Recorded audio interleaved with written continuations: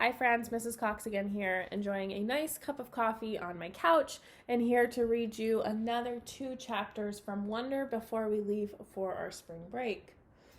All right, so we are starting off on a chapter called Sides. If you guys remember from earlier in the chapters, Jack Will had talked to August and Summer and told them what was happening as far as the boys kind of being against Jack Will now and not inviting him to that party over the break. So this one is called Sides. So here are the official sides, said Summer at lunch the next day. She pulled out a folded piece of loose leaf paper and opened it. It had 3 columns of names: Jack's sides, Julian's side, and neutrals. Okay, so the boys who are on Jack's sides, or the people who are on Jack's side, are Jack, August, Reed, Max G, and Max W. Julian's side are Miles, Henry, Amos, Simon, Tristan, Pablo, Nino, Isaiah, Luca, Jake, Toland, Roman, Ben, Emmanuel, Zeke, and Tommaso. That's most of the boys at the school, it seems like. And then the neutrals, meaning the people who are in the middle, trying not to get in the middle of this fight that's happening, are Malik, Remo, Jose, Leaf, Ram, Ivan, and Russell. Where did you get this? Said Augie, looking over my shoulder as I read the list. Charlotte made it, Summer answered quickly. She gave it to me last period. She said she thought you should know who was on your side, Jack. Yeah, not many people, that's for sure, I said. Reed is, she said, and the 2 Maxes. Great, the nerds are on my side. Don't be mean, said Summer. I think Charlotte likes you, by the way. Yeah, I know. Are you going to ask her out? Are you kidding? I can't, now that everyone's acting like I have the plague. The second I said it, I realized I shouldn't have said it. There was this awkward moment of silence. I looked at Augie. It's okay, he said. I knew about that. Sorry, dude, I said. I didn't know they called it the plague, though, he said. I figured it was more like the cheese touch or something. Oh, yeah, like in Diary of a Wimpy Kid, I nodded. The plague actually sounds cooler, he joked, like someone could catch the Black Death of ugliness. As he said this, he made air quotes. I think it's awful, said Summer, but Augie shrugged while taking a big sip from his juice box. Anyway, I'm not asking Charlotte out, I said. My mom thinks we're all too young to be dating anyway, she answered. What if Reed asked you out? I said. Would you go? I could tell she was surprised. No, she said. I'm just asking, I laughed. She shook her head and smiled. Why? What do you know? Nothing, I'm just asking, I said. I actually agree with my mom, she said. I do think we're too young to be dating. I mean, I just don't see what the rush is. Yeah, I agree, said August, which is kind of a shame, you know, what with all those babes who keep throwing themselves at me and stuff. He said this in such a funny way that the milk I was drinking came out of my nose when I laughed, which made us all totally crack up. The next chapter is called August's House. It was already the middle of January, and we still hadn't even chosen what science fair project we were going to work on. I guess I kept putting it off because I just didn't want to do it. Finally, August was like, dude, we have to do this. So we went to his house after school. I was really nervous because I didn't know if August had ever told his parents about what we now call the Halloween incident. Turns out the dad wasn't even home and the mom was out running errands. I'm pretty sure from the 2 seconds I'd spent talking to her that Augie had never mentioned a thing about it. She was super cool and friendly toward me. When I first walked into Augie's room, I was like, whoa, Augie, you have got a serious Star Wars addiction. He had ledges full of Star Wars miniatures and the huge Empire Strikes Back poster on his wall. I know, right? He laughed. He sat down on a rolling chair next to his desk and plopped down on a beanbag chair in the corner.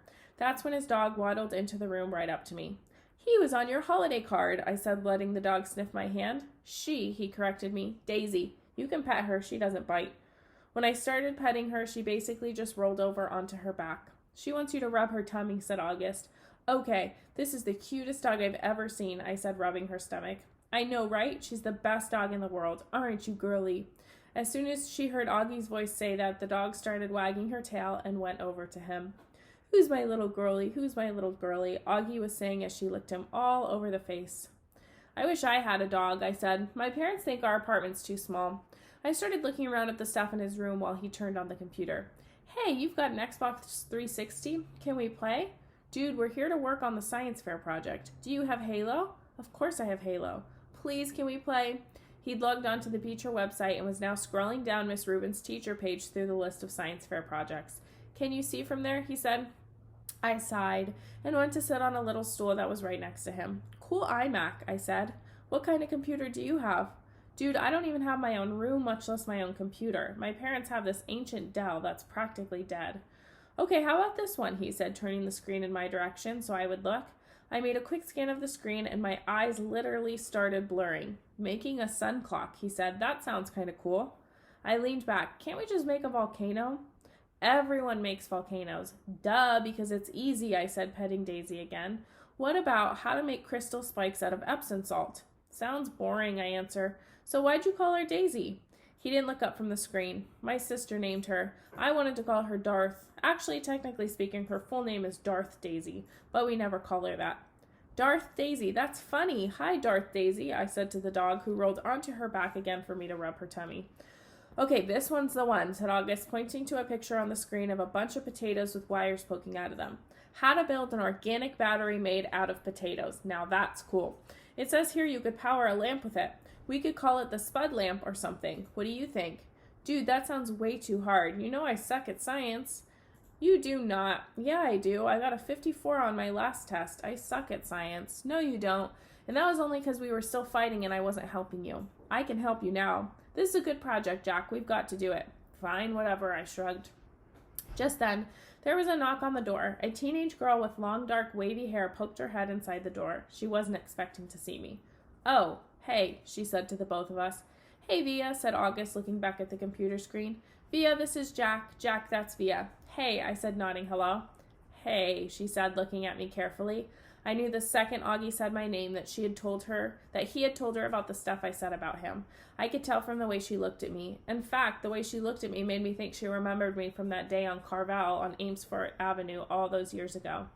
Augie, I have a friend I want you to meet, okay? She said. He's coming over in a few minutes. Is he your new boyfriend? August teased. Via kicked the bottom of his chair. Just be nice, she said, and left the room. Dude, your sister's hot, I said. I know. She hates me, right? You told her about the Halloween incident? Yeah. Yeah, she hates me, or yeah, you told her about Halloween? Both. Okay, so that is the last chapter. Who do you think Via is bringing over for Augie to meet? Do you think it is a guy friend? Do you think it is her boyfriend? Also, is there a science fair project that you guys have done before? If so, be sure to post it in the comment section below. I want to hear all about it. I know you guys have been working on different science projects in Miss Horton's Google Classroom, so be sure to share those with us. And if you have any predictions of what you think is going to happen next, then be sure to share those as well. Have a wonderful spring break, and I will see you guys after our break. Bye.